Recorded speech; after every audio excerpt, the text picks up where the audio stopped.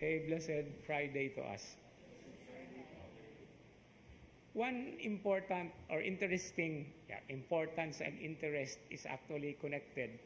Because for people who are interested, it's always important. No? Kung dili gani ka interesado, dili importante. But sometimes we miss the point. Because there are still so many things that may somehow be uninteresting, but they really are important. And I think I would like to hold on to that by focusing on a very beautiful line or verse section in today's first reading. Because part of the spirit of Advent, as we prepare or commemorate the first coming of the Lord and prepare for His second coming, we need that kind of enlightenment, which actually St. Lucy also stands for. No, muna nga gitawag siya Lucy or Lucia, kay in Latin, Luces is light. In fact, in the Scandinavian countries, today is the very day that they light their Christmas trees. No? Dili pa sa September, dili pa sa Hulyo nga naa sila Christmas tree.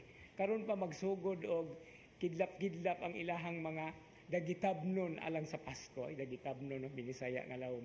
Pero anyway, what is this beautiful line that I'm going to share with you? Kini bang gisulti sa first reading karon nga those who follow the law of the Lord is like a river, a peace. Their peace is like a river. Ang ilahang kalinaw sama og usa ka suba. And you know what the beautiful image of the river is? The river, of course, continues to flow and it ends always to the sea. That is the destiny of the river. It empties even if it is not really emptied. But the most beautiful thing again is even if the river flows towards the sea all the time, the sea is never full. No? That's why we see the wisdom there, and that's part of the gospel reading today. Wisdom is always takes its leads in order to be consistent, in the sense that if it is mourning, we have to mourn. If it is gladness, we have to be happy, we have to be glad. And this is part of the flow of life that we are talking about.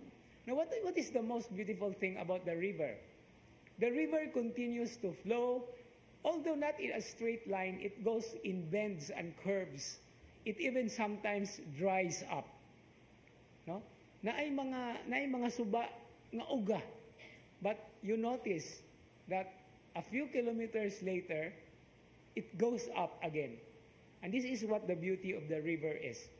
It may overcome obstacles, but it can also undercome obstacles. And this is the point that we want to take a look into if in the context of the celebration of Advent and in our preparation.